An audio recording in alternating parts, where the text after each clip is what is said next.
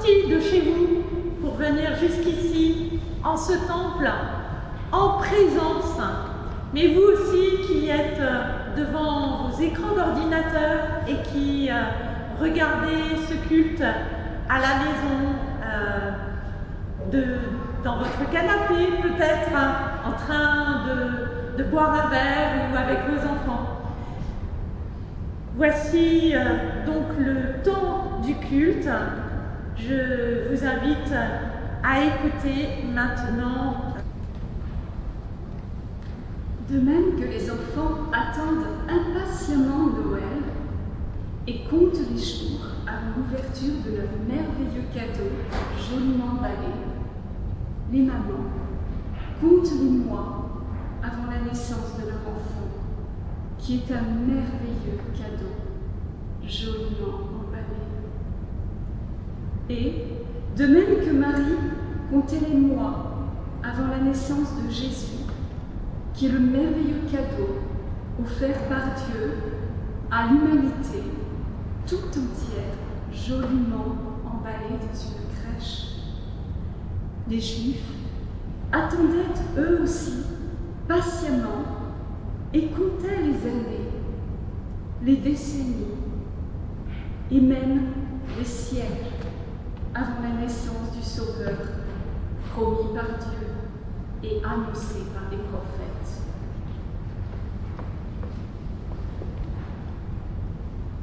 C'est pourquoi le Seigneur lui-même vous donnera un signe. La jeune fille est enceinte, elle mettra au monde un fils et l'appellera du nom d'Immanuel. D'Immanuel, Dieu est avec vous.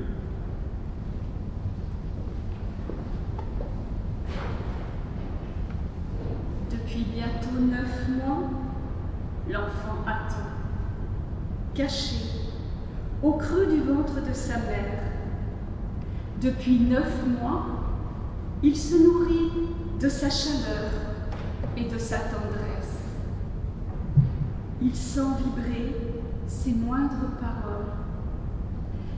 Depuis bientôt 9 mois, il attend d'être prêt pour naître. Il ne sait pas encore que beaucoup l'attendent, qu'ils se nourriront de sa chaleur et de sa tendresse, qu'ils écouteront ses moindres paroles. Il ne sait pas encore que beaucoup sont prêts pour naître avec lui à la vie de Dieu. Cet enfant, bientôt, on l'appellera Jésus.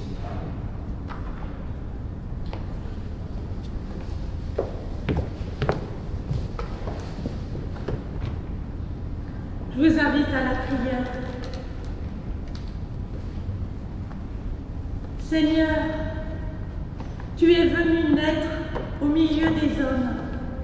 Tu es venu nu et fragile pour nous dire la puissance de ton amour.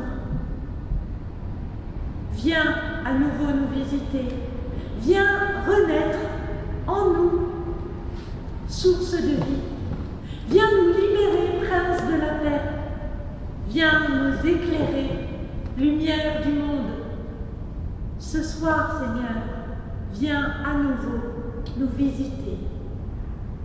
Et je vous invite à chanter au peuple fidèle.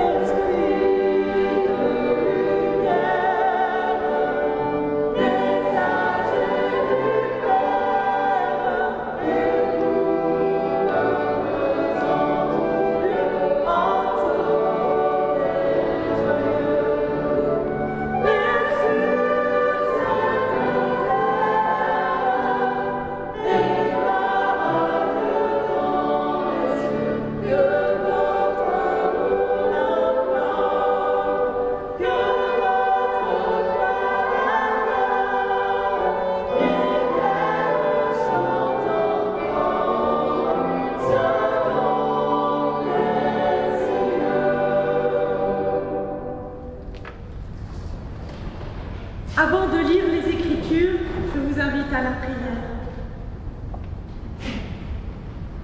Comme la nuit s'éclaire d'une étoile, comme notre obscurité recule devant l'étincelle, comme Joseph reçoit la parole de l'ange et Marie accueille l'enfant, don de l'Esprit Saint, donne-nous, Seigneur, d'accueillir ta parole. Amen.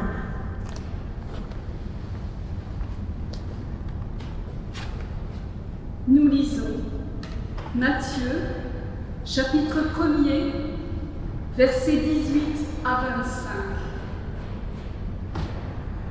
Voici comment arriva la naissance de Jésus-Christ.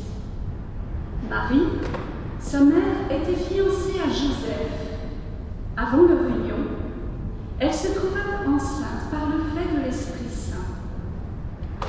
Joseph, son mari, qui était juste et qui ne voulait pas la dénoncer, publiquement décida de la répudier en secret. Comme il y pensait, l'ange de l'Éternel lui apparut en rêve et dit : Joseph, fils de David, n'aie pas peur de prendre chez toi Marie, ta femme, car l'enfant qu'elle a conçu vient du Saint-Esprit.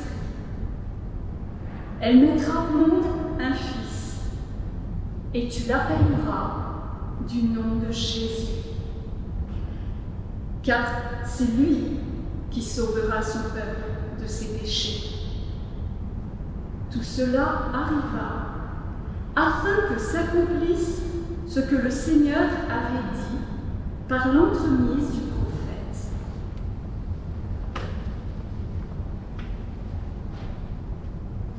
La Vierge sera enceinte. Elle mettra au monde un fils, et on l'appellera du nom d'Emmanuel, ce qui se traduit « Dieu avec nous ».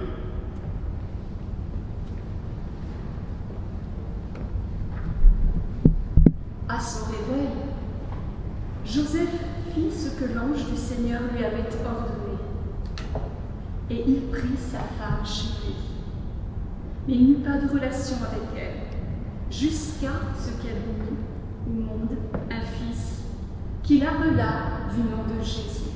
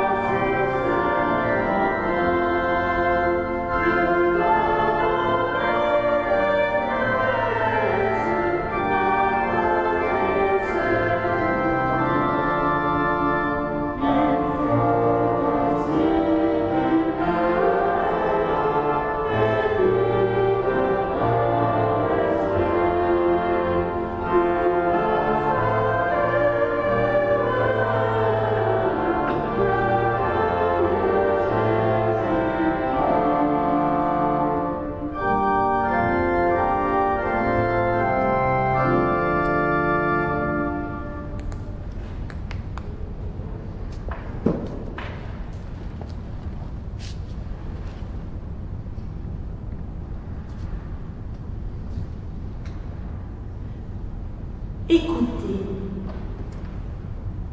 Écoutez donc cette histoire, oui, écoutez bien. Mon histoire n'a que 4 personnages, et vous les connaissez déjà. Du moins, c'est ce que vous croyez.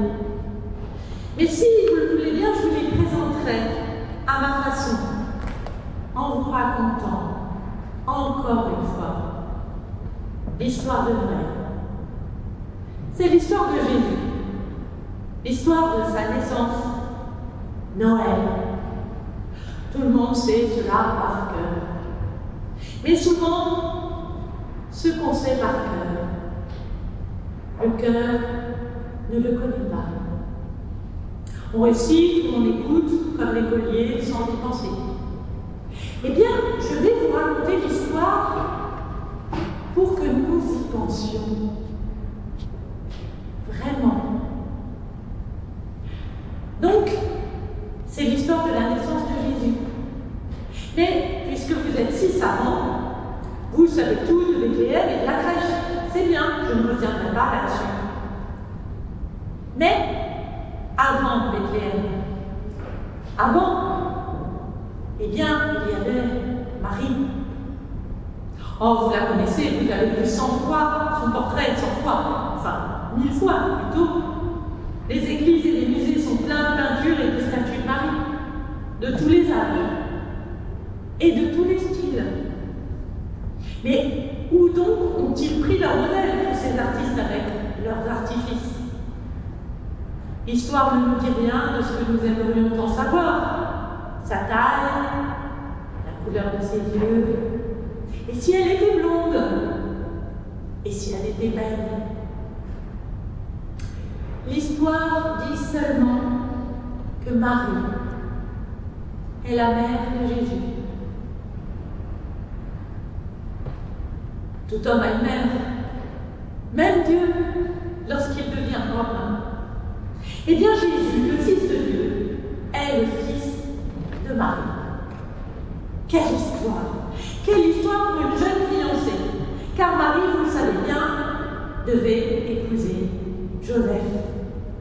Ils avaient échangé des promesses, ils s'étaient juré fidélité, ils avaient engagé leur foi, fiancés. Fiancé, c'est la même racine que le mot foi. Et dans ce temps-là, eh bien, on ne plaisantait pas avec la parole donnée. Fiancé, on n'habitait pas encore ensemble, mais le lien était déjà tressé, aussi solide que celui du mariage. Et le fiancé, oh, vous le connaissez, lui aussi, c'est Joseph, le bon Joseph, le brave Joseph. C'est ce qu'on raconte partout, je sais, mais attendez que je vous raconte l'histoire comme elle doit être racontée. Bien, alors voilà que Marie va être mère. La fiancée est enceinte. La jeune fille attend famille. Oh là là, quelle affaire! Quel ennui! Quel scandale! J'entends d'ici les ragots faussement désolés. Oh, ils ont mis Pâques à la carême. Voilà pourquoi la mariée ne sera pas en blanc. Les gens trouvent toujours une explication. Ils savent tout expliquer. Si l'on est heureux, c'est qu'on l'a mérité. Si l'on est dans le malheur, c'est qu'on a péché. Tout est bien calculé, mesuré, juste. Ici, justement, pour une fois dans l'histoire des hommes, l'explication ne suffit pas. Les faits ne révèlent pas la cause. La chaîne des conséquences nécessaires est brisée. Voilà que l'atmosphère étouffante des jugements, des réprobations, des condamnations, des nécessités, des hérédités est balayée par un grand souffle d'air pur. Le souffle de l'Esprit de Dieu. Le Saint-Esprit, l'Esprit qui donne la vie. Grâce à Dieu, le monde est toujours à nouveau rafraîchi par cet air des hauteurs. Dieu souffle et le souffle de Dieu fait merveille. C'est bien la grande affaire des hommes, savoir s'émerveiller en reconnaissant tout ce qui, dans leur monde, bouge et frémit au souffle de l'esprit. Celui qui sait le faire, celui-là est un juste. Un homme qui sait que dans la vie, dans sa vie, il est juste de compter avec Dieu. Et Joseph, oui, Joseph est un juste. Je le sens. Vous trouvez le mot bien mal choisi. C'est que, précisément, la justice, la loi, les tribunaux commandaient que l'on condamne Marie pour avoir manqué à l'ordre. Ça bouge tout seul. Voilà, c'est bien. Voilà, donc je disais que Joseph est injuste. Et que certainement ce mot est mal choisi. Parce que précisément la justice, la loi, les tribunaux commandaient que l'on condamne Marie pour avoir manqué à l'ordre. Mais c'était un ordre humain, comme humaines sont les lois et leur justice. Pour la justice des hommes, Joseph devait donc condamner la faute. Parce que, comme chacun sait, quand l'ordre est troublé, il y a faute. Et le juste, lui sait qu'au-dessus de l'ordre, il y a Dieu en maître souverain. Et quand on sait cela, on peut, comme on dit, dormir du sommeil du juste. Et justement, dans son sommeil, Joseph voit un ange du Seigneur. Vous me direz, il en avait de la chance, cet homme, de voir des anges. Nous n'en voyons jamais. Nos songes ne sont pas visités par ces gracieuses silhouettes aux ailes déployées. Là, je vous arrête. Qui vous a dit qu'un ange était vêtu d'une robe blanche et qu'il volait comme un oiseau plus léger que l'herbe? Joseph entend une voix et il reconnaît que le message vient de Dieu. Car l'ange est d'abord le messager de Dieu. Tout mon dictionnaire le dira. Et c'est vrai. Le message que Joseph reçoit vient tout droit de Dieu. Il dit: toi, Joseph, oui, toi, le lointain descendant de David, toi qui es de la famille royale, dépositaire de la suprême promesse, toi qui comptes parmi les hommes que Dieu a choisis pour recevoir le Messie, toi, Joseph, tu suivras l'ordre de Dieu plutôt que de servir l'ordre des hommes. Dieu aujourd'hui veut accomplir les prophéties. Désormais, on ne pourra plus mettre Dieu dans son ciel et nous autres sur la terre. Un enfant va naître qui réalisera le miracle. En lui, on pourra confesser: oui, Dieu est avec nous. Emmanuel sera son nom. Crois-tu cela, Joseph? Es-tu prêt pour l'aventure? La grande aventure de toute l'humanité? Joseph, tout est suspendu à tes lèvres. De ta réponse dépend l'histoire du salut.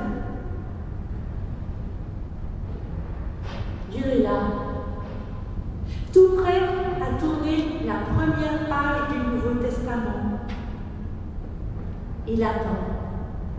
Il attend que Joseph dise oui, qu'il accepte le bouleversement de son petit univers, qu'il ne soit plus seul maître de son jeu, qu'il accueille avec foi, avec joie et reconnaissance un enfant qui est plus petit qu'un petit homme. Il attend que Joseph ouvre pour nous tous la porte du monde à Dieu qui frappe et veut entrer. S'il entre, alors il portera enfin son vrai nom, Yeshua, Jésus.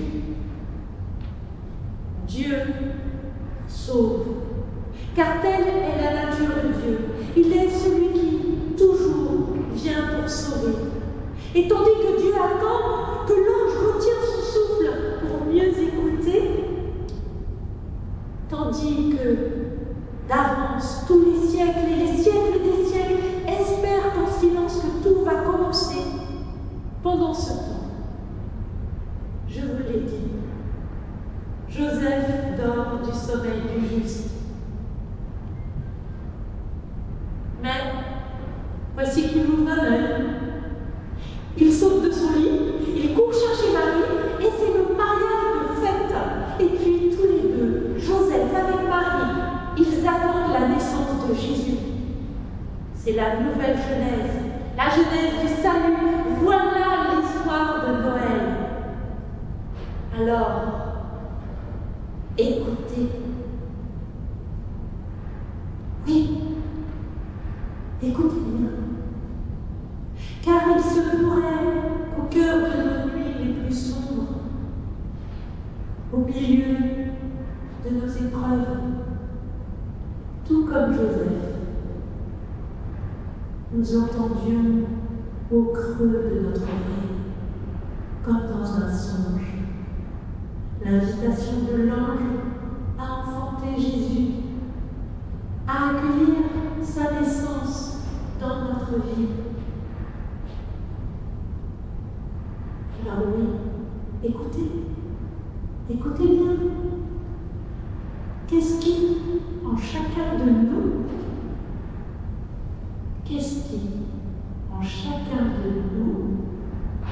n'est pas encore né? Qu'est-ce qui, en chacun de nous, demande à naître encore?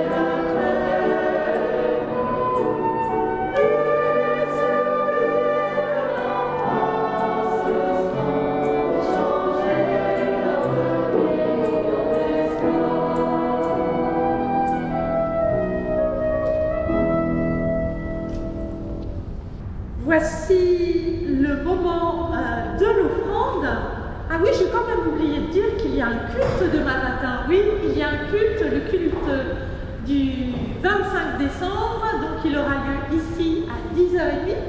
Et il y aura culte dans le Vercors à 10h avec le groupe, préparé par le groupe écuménique du Vercors. Cette semaine, sinon, ce sera relativement calme, mais avec un culte néanmoins dimanche à 10h30.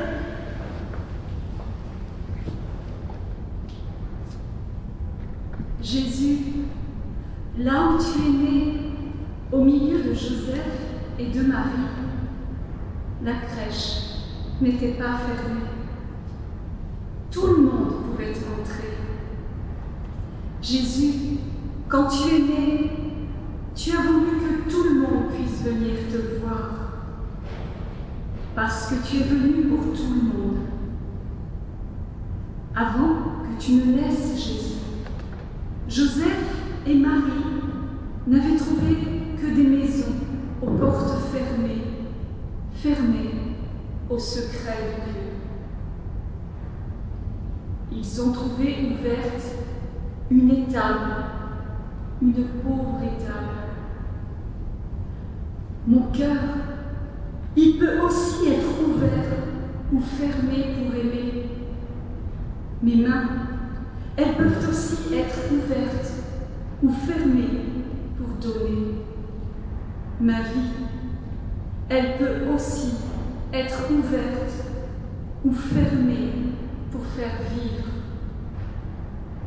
Aujourd'hui, Jésus, tu ne nais plus dans une étable, mais tu veux naître, dire le secret de Dieu dans toutes nos maisons, dans tous les cœurs. Tu veux déposer le baiser de Dieu sur tous les visages. Tu veux des milliers de crèches pour habiter le monde. Tu veux des millions de cœurs pour donner ta paix sur la terre. Tu veux des millions de visages pour donner la paix de Dieu. Tu veux des millions de Noël pour donner ton Noël. Ouvre les maisons fermées par la peur ou par la richesse. Ouvre les cœurs fermés par le chagrin ou par l'égoïsme. Ouvre les visages fermés par la colère ou par le manque d'amour. Jésus, viens ouvrir nos sourires et nos lèvres. Viens ouvrir nos maisons et nos cœurs pour dire avec toi, gloire à Dieu notre Père. Amen.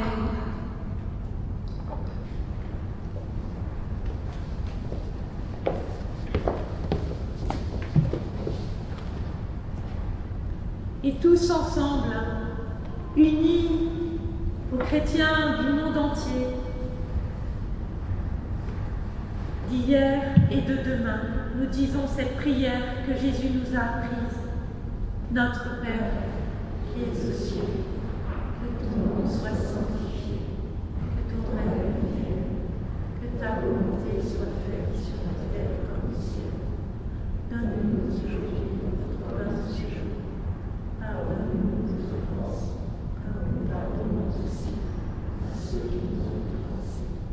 Et ne nous laisse pas entrer en tentation, mais délivre-nous du mal, car c'est de toi qu'appartient le règne, la puissance et la gloire pour les siècles des siècles. Amen. J'ai tout remis entre tes mains, tous mes fardeaux, toutes mes peines, ce qui m'angoisse et qui m'enchaîne, et le souci du lendemain. J'ai tout remis entre tes mains, j'ai tout remis entre tes mains.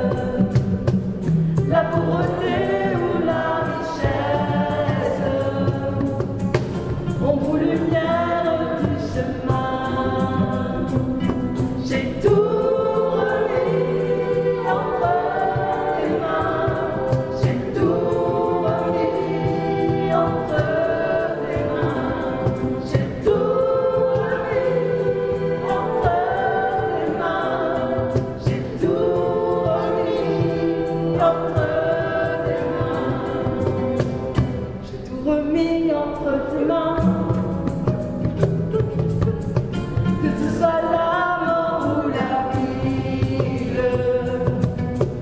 la santé ou la maladie, le commencement ou la fin, j'ai tout remis entre tes mains, j'ai tout remis entre tes mains, j'ai tout remis entre tes mains, j'ai tout remis entre tes mains, encore, j'ai tout remis entre tes mains, j'ai tout remis entre tes mains, j'ai tout remis entre tes mains, j'ai tout remis entre tes mains.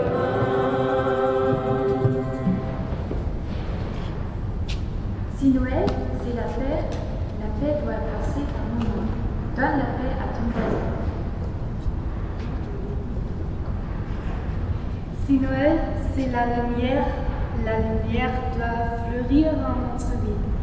Marche vers ton frère pour illuminer ses jours. Si Noël, c'est la joie doit briller sur nos visages. Souris au monde pour qu'il devienne bonheur. Si Noël, c'est l'espérance doit grandir en notre cœur. Sème l'espérance au creux de Jacob. Si Noël, c'est l'amour, nous devons en être les instruments. Porte l'amour à tous les affamés du monde.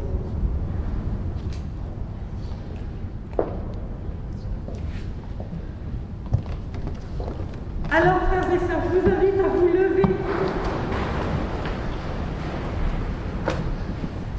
Peut-être qu'on pourrait se regarder pour donner la paix à notre voisin, comme c'est indiqué. Voilà, hein, on pourrait peut-être se saluer, se donner la paix. Voilà.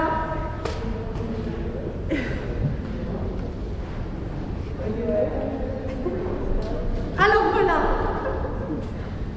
Nous allons marcher vers notre frère pour illuminer ses jours, sourire au monde pour qu'il devienne bonheur, semer l'espérance au creux de chaque homme, porter l'amour à tous les affamés du monde. Recevons la paix de la part de Dieu. Que le Dieu de l'espérance vous remplisse de toute joie et de toute paix dans la foi, afin que vous débordiez d'espérance par la puissance de l'Esprit. Amen. Et nous allons chanter Voici Noël, mais surtout ne partez pas après Voici Noël parce qu'on va se dire tous ensemble Joyeux Noël.